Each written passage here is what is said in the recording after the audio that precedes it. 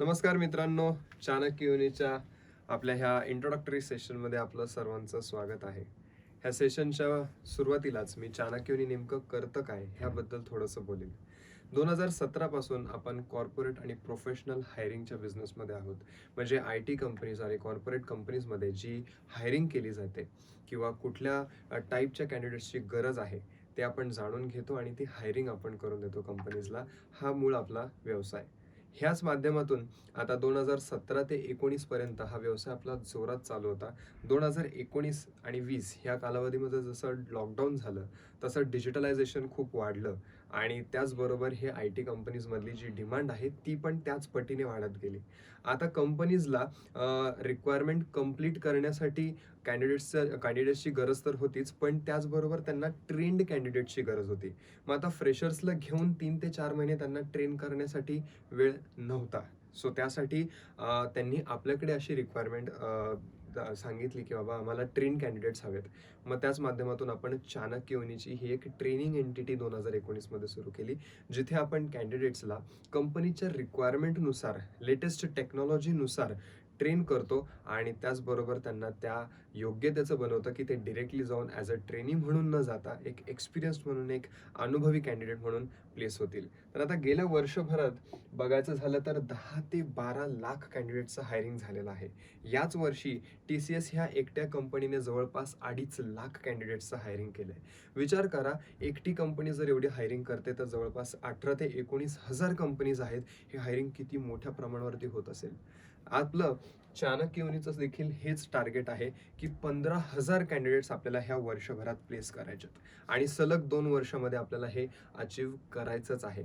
15,000 candidates दर वर्षाला आपल्याला प्लेस करायचं आहे. ह्याचाच एक कौतुक म्हणून किंवा एक आपल्याला ॲप्रिसिएशन म्हणून बिझनेस कनेक्ट नावाची जी ग्लोबल मॅगझिन आहे त्यांनी आपला उल्लेख केला आणि 2022च्या पहिल्या 6 महिन्यांमध्ये आपण जवळपास 3,845 कॅन्डिडेट्सचं प्लेसमेंट करत आपल्याला fastest growing edtech startup in India ह्या कोटनी त्यांनी आपल्याला अप्रिशिएट केलं आणि त्याचाच एक सर्टिफिकेशन म्हणून most job opportunities provided bye in institute असं सर्टिफिकेशन त्यांनी आपल्याला दिलं. गावखेड्यातल्या मुलांना आपण ट्रेन करून IT कंपनीजमध्ये, कॉर्पोरेट कंपनीजमध्ये प्लेस करतोय, ह्याचंच हे उल्लेखनीय कामगिरी म्हणून बिझनेस कनेक्टने आपल्याला कन्सिडर केलं आणि त्यांच्या मॅगझिनमध्ये आपला उल्लेख केला. आता आपले कॅन्डिडेट्स नेमके प्लेस होत आहेत कुठं? तर ह्या असंख्य कंपनीज तुम्ही पाहिल्या असतील, माहिती असतील, ह्या असंख्य कंपनीजमध्ये आपले कॅन्डिडेट्स प्लेस होत आहेत. सो ह्या कंपनीजमध्ये वेकन्सीज आहेत, प्लेसमेंट्स होत आहेत. पण आपण त्या योग्यतेचे आहोत का? किंवा आपण नेमकं त्या लेवलचं ट्रेंड आहोत का? तर ह्याचबद्दल मी आता ह्या व्हिडिओमध्ये स्पेसिफिकली डेटा सायन्सबद्दल बोलेन. सो डेटा सायन्समध्ये काय की data analyst, business analyst, junior data scientist, AI/ML scientist किंवा AI/ML इंजिनियर अशा पोस्टसाठी असंख्य वेकन्सीज आहेत. आता नेमकं डेटा सायन्स म्हणजे काय? उदाहरण घेऊयात, आपण एखादा होम डिलिव्हरीचा ॲप आपण बनवतोय. सो झोमॅटो सारखं एक ॲप असेल, तर आता ह्या ॲपवरती आपल्याला डेटा असंख्य प्रमाणावरती लागतो. तो कुठला? तर आपल्याला hotels, restaurants, canteens, coffee shops, cake shops असे विविध हॉटेल्स, रेस्टॉरंटचा डेटा लागतो. आता पुणे, मुंबई, बँगलोर जर शहरं म्हटली आपण तर तिथे जवळपास लाखोच्या संख्येने हॉटेल्स, रेस्टॉरंट्स असतील. पूर्ण भारतात जर हा ॲप आपल्याला लॉन्च करायचा असेल तर करोडोच्या संख्येने हा डेटा आपल्याला लागणार आहे. तर मग हा डेटा व्यवस्थित मांडायचा कसा? स्टॅटिस्टिकली त्या त्या एरियानुसार हा डेटा मेंटेन कसा करायचा? एका क्लिकवरती पुण्याचा डेटा कसा आणायचा? एका क्लिकवरती मुंबईचा डेटा कसा ओपन होईल? हे सगळं जे काम आहे एक डेटा सायंटिस्ट करतो. त्याच्याच ॲनालिसिस करून, म्हणजे ह्या डेटाचाच ॲनालिसिस करून त्या कंपनीचा बिझनेस वाढवायचा कसा हे देखील काम डेटा सायंटिस्ट करतो किंवा बिझनेस ॲनालिस्ट करतो. म्हणजे काय? आता जर आपण म्हटलं की पुण्यातले अमुक अमुक हॉटेल्स आहेत, साधारणपणे 150-200 हॉटेल्स आहेत त्या एका एरियामध्ये आणि त्यांना जर आपल्याला असं दिसून आलं की ॲपवरती बाबा संध्याकाळी 7 ते 9च्या दरम्यान एका स्पेसिफिक डिशची खूप रिक्वायरमेंट वाढत चाललेली आहे. बरोबर.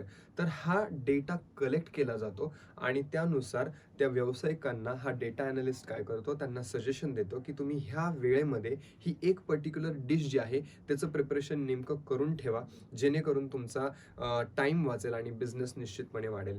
किंवा आणखीन एक उदाहरण द्यायचं झालं तर एशियन पेंट्स. आता ह्यांनी ज्या काळात कम्प्युटर्स नव्हते, नवीन कम्प्युटर्स भारतात आले होते, त्यातलाच एक कम्प्युटर एशियन पेंट्सनी पण घेतला होता आणि त्यांनी काय केलं, 4 वर्षांसाठी कुठल्या गावात, कुठल्या शहरामध्ये, कुठला पेंट, कुठल्या कलरचा पेंट किती मोठ्या प्रमाणावरती किंवा किती कमी प्रमाणावरती विकला जातोय, कुठल्या रंगाचा पेंट कुठल्या दिवशी विकला जातोय, ह्याचा डेटा त्यांनी 4 वर्षांसाठी कलेक्ट केलं. ह्याचं उदाहरण प्रत्येकाला माहिती असेलही कदाचित. सो आता ह्या 4 वर्षाचा कलेक्ट केलेल्या डेटावरती त्यांनी ॲनालिसिस केलं, की वर्षाच्या कुठल्या तारखेला, कुठल्या शहरात, कुठल्या गावात, कुठल्या रंगाचा पेंट विकला जातोय. ह्याचा एक अंदाज घेऊन त्यांना 90% माहिती होतं, की आज ह्या रंगाचा पेंट ह्या गावामध्ये इतक्या-इतक्या संख्येमध्ये विकला जाणार आहे. ही जादू होती डेटा सायन्सची. किंवा एक प्रिडिक्शन लावायची, की बाबा हां, ह्या तारखेला हा पेंट विकला जाऊ शकतो. त्यामुळं त्यांचं झालं काय, प्रोडक्शन कॉस्ट वाचली. प्रोडक्शनचा टाईम त्यांना माहिती होता. कुठल्या टायमिंगला, कुठल्या डिस्ट्रिब्युटरला, कुठल्या सेलरला काय प्रमाणात कुठला पेंट लागणार आहे हे त्यांना माहिती होतं. आणि ह्या एका गोष्टीमध्ये त्यांना इतका मोठा फायदा झाला, की आज एशियन पेंटचं नावही तुम्हाला माहिती असेल किती मोठं झालेलं आहे. त्याच्या मागची ही एक छोटीशी स्टोरी, की जो डेटा सायन्स किंवा डेटा सायंटिस्ट किंवा बिझनेस ॲनालिस्ट जे करतो, त्याची जादू किंवा त्याच्यामुळे एखादा बिझनेस किती वाढू शकतो. आता AI/ML बद्दलही तुम्हाला माहिती असेल, की AI म्हणजे काय? तर आर्टिफिशियल इंटेलिजन्स. एखाद्या व्यक्तीप्रमाणेच एखादा सॉफ्टवेअर काम करतो. म्हणजे उदाहरणार्थ YouTubeवरती जर आपण iPhone 14 हे सर्च केलं, तर AI जो आहे YouTubeचा, हा आपला डेटा कलेक्ट करतो, की बाबा ह्यानी iPhone सर्च केलंय. तर मग ह्या व्यक्तीला आपण iPhone रिलेटेड प्रॉडक्ट्सचीच सजेशन व्हिडिओज देऊयात किंवा त्याच्याशीच निगडीत आपण त्यांना ॲडव्हर्टाइजमेंट्स दाखवूयात. बरोबर? तर ह्याच्याने काय झालं, मार्केटिंग झालं. आणि त्या पर्टिक्युलर व्यक्तीला त्या iPhoneचीच भडीमार होत गेला ॲडव्हर्टाइजमेंटचा. सो तो एक प्रवृत्ती होते, की बाबा नाही, आपण iPhoneच घेऊयात. त्याचबरोबर आपण एखादी गाडी सर्च केली, तर त्याच गाडीच्या रिलेटेड तुम्हाला व्हिडिओज दिसायला सुरुवात होते. त्याच गाडीच्या रिलेटेड ॲडव्हर्टाइजमेंट दिसायला सुरुवात होते. ही एक मार्केटिंगची स्ट्रॅटेजी आहे. हे सुद्धा कोण करतं? Data scientist. बरोबर? त्याचबरोबर आपण Google ॲप किंवा Google मॅप म्हणतोय मी. Google मॅपमध्ये सुद्धा AI कसं काम करतो? तर आपण एका ठिकाणाहून दुसऱ्या ठिकाणी जाण्यासाठी लोकेशन टाकल्यानंतर आपल्याला कळतं, की बाबा अमुक-अमुक वेळ लागणार आहे. पण किती वेळ लागणार आहे, त्या रस्त्यावरती किती ट्रॅफिक आहे, हे कसं कळतं? तर Google मॅपचा जो AI आहे, हा तिथून जाणाऱ्या लोकांच्या खिशामध्येही मोबाईल आहे, त्यांचाही GPS ऑन असतो. त्या GPSचा डेटा तो कलेक्ट करतो आणि तो इंटिग्रेट करून आपल्या मोबाईलवर सेंड करतो, की बाबा तुझ्या आधी तिथून जे 10-15 मिनिटापूर्वी लोकं गेलेली आहेत, त्यांना अमुक-अमुक वेळ लागलेला आहे, तर कदाचित तुलाही तेवढाच वेळ लागू शकतो. सो हे पण एक AI आहे. सो आर्टिफिशियल इंटेलिजन्सला पण कसं इंटिग्रेट करायचं, डेव्हलप कसं करायचं, तो सॉफ्टवेअर कसा प्रोग्राम करायचा, हे सुद्धा काम एक डेटा सायंटिस्ट करतो. सो असे विविध गोष्टी डेटा सायन्समध्ये असतात. तर आता हे डेटा सायन्समध्ये वेकन्सीज भरपूर आहेत. प्लेसमेंट आपल्याला मिळवायची आहे. त्यासाठी आपल्याला ह्याचं ट्रेनिंग घेणं आवश्यक आहे. ओके. तर त्याच्यामध्ये आपण नेमकं शिकणार काय-काय आहोत किंवा डेटा सायंटिस्ट बनण्यासाठी डेटा सायन्समध्ये आपल्याला काय शिकणं गरजेचं आहे? तर पायथॉन ही बेसिक लँग्वेज आपल्याला शिकायला लागते. एक्सेल, टॅब्ल्यू किंवा pandas, MySQL, NumPy सारखे जे टूल्स आहेत ते आपल्याला शिकावे लागतात. ओके. आता मी जसं म्हटलं, की आता प्लेसमेंट्स तर होत आहेत, वेकन्सीज आहेत, पण त्यासाठी तुम्ही इंडस्ट्री रेडी आहात का? तुम्हाला ते नॉलेज आहे का? कॉलेजमध्ये आपण मॅथेमॅटिक्स, केमिस्ट्री, फिजिक्स, बायोलॉजी ह्या गोष्टी शिकलो, पण त्याच्यामुळे जॉब लागतो का आपल्याला?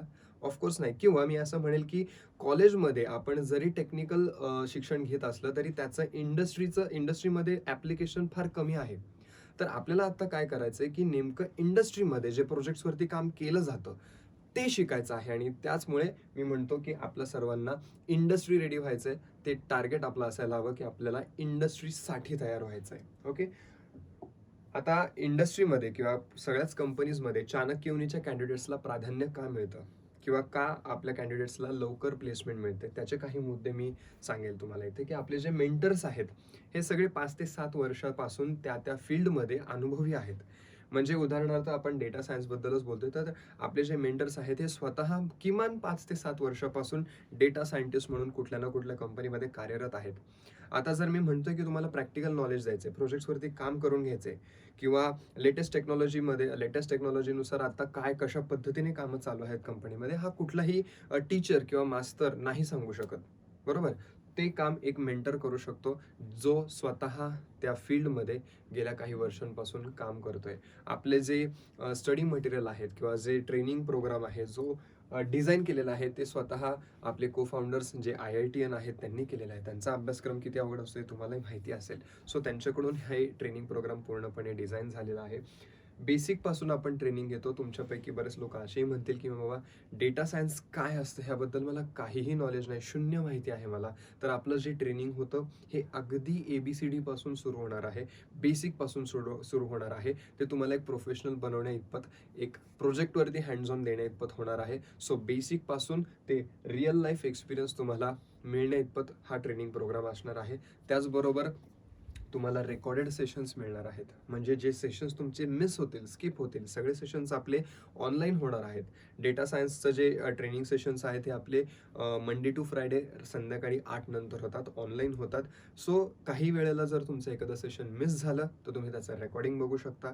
त्या रेकॉर्डिंगमध्ये येणारे डाऊट्स तुम्ही आपले डाऊट क्लिअरिंग सेशनमध्ये, रिव्हिजन सेशन्समध्ये घेऊ शकता, क्लिअर करू शकता.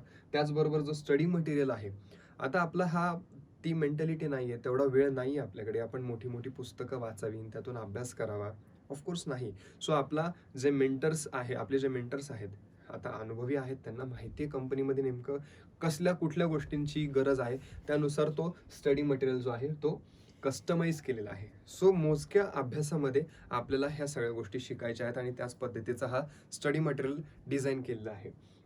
पर्सनॅलिटी डेव्हलपमेंटचे सेशन्स आपण घेतो. आता टेक्निकल नॉलेज आपल्याला भरपूर मिळणार आहे, पण त्याचबरोबर आपल्याला इंटरव्ह्यूज सुद्धा फेस करायचे आहेत, आपल्याला काही क्लायंट्सला सुद्धा फेस करायचं आहे, आपल्याला आपल्या बॉसला फेस करायचं आहे, आपल्या टीम लिडरला फेस करायचं आहे. मग त्यांना फेस करताना, इंटरव्ह्यूमध्ये बसताना बेसिक इंग्लिश आपलं कसं असावं, ग्रॅमॅटिकली करेक्ट कसं बोलायचं, तो कॉन्फिडन्स कसा बिल्डअप करायचा, कम्युनिकेशन स्किल्स कशा हवेत, सॉफ्ट स्किल्स कशा हवेत, ह्या सगळ्याचं ट्रेनिंग प्रोग्राम आपण ह्या पर्सनॅलिटी डेव्हलपमेंटच्या किंवा ग्रूमिंग सेशन्समध्ये आपण घेतो. त्याचबरोबर रेझ्यूम सेशन होतात, ज्याच्यामध्ये इंडिव्हिज्युअली प्रत्येकाला आपण सेपरेटली त्यांच्या एज्युकेशनल बॅकग्राऊंडनुसार, पासआउट इयरनुसार आपण ते रेझ्युम्स त्यांना क्रिएट करून देतो. आणि इंटरव्ह्यू कॉल्स हे निश्चितपणे आपल्याकडून मिळतात. आपल्या HRचं आणि कंपनीसोबतचं जे टायअप आहे त्या माध्यमातून हे आपल्याकडे इंटरव्ह्यू कॉल्स येतात. त्याचबरोबर प्रत्येकाला ही हमी मिळते, प्लेसमेंटची 100% हमी मिळते. आणि इंटर्नशिप सर्टिफिकेट, जे प्रोजेक्ट्स तुम्ही करणार आहात त्याच्याच बेसिसवरती तुम्हाला हमखास 6 महिन्याची इंटर्नशिप ही मिळणार आहे. ओके, सो कोणीही नवखं म्हणून न जाता एक 6 महिन्याचं का होईना अनुभवी म्हणून जाणार आहात. ट्रेनिंगची आपली नेमकी प्रोसिजर कशी असणार आहे आणि प्लेसमेंटची प्रोसेस कशी होणार आहे ह्याबद्दल जाणून घेऊयात आपण. सो जसं मी म्हटलं की ट्रेनिंग हे आपलं बेसिक पासून सुरू होणार आहे आणि मंडे टू फ्रायडे हे आपले टेक्निकल सेशन होणार आहेत. वीकेंड्सला आपण soft skills, communication skills, personality डेव्हलपमेंटचे सेशन्स घेणार आहोत. त्याचबरोबर डाऊट क्लिअरिंग सेशन्स आणि रिव्हिजन सेशन्स आपले हे वीकेंड्सला होणार आहेत. त्याचबरोबर त्याच्यानंतर आपले होतील इंडस्ट्री प्रोजेक्ट्स केल्यामुळं काय की आपण खरोखर इंडस्ट्रीमध्ये काम करू शकतो ह्या कॉन्फिडन्सनीच आपल्याला मार्केटमध्ये उतरायचं आहे आणि त्याच कॉन्फिडन्सनी आपल्याला इंटरव्ह्यूज सुद्धा द्यायचे आहेत. त्यासाठी मॉक इंटरव्ह्यूज, सॅम्पल इंटरव्ह्यूज आपण घेणार आहोत. जसं मी म्हटलं की आपल्या प्रत्येकाला इंटर्नशिप सर्टिफिकेट मिळणार आहे. तर जी कंपनी तुम्हाला हे इंटर्नशिप सर्टिफिकेट प्रोव्हाइड करेल तिलाही माहिती हवं की तुम्ही किती केपेबल झालेला आहात, काय योग्यतेचे झालेला आहात, बरोबर. सो त्यासाठी हे सिरीज ऑफ मॉक इंटरव्ह्यूज किंवा सॅम्पल इंटरव्ह्यूज म्हणूयात हे घेतले जातात. ह्याचा दुहेरी फायदा तर कंपनीला तर मिळणारच आहे की बाबा कळणार आहे की तुम्ही कितपत तयार झालेला आहात. त्याचबरोबर तुम्हालाही वैयक्तिक कळेल की बाबा एका इंटरव्ह्यूमध्ये मी पहिल्या इंटरव्ह्यूमध्ये कसं बोललो आहे, काय अभ्यास कमी पडतो माझा, दुसऱ्या इंटरव्ह्यूमध्ये थोडीशी अजून सुधारणा होईल, तिसऱ्या मॉक इंटरव्ह्यूमध्ये अजून थोडी सुधारणा होईल.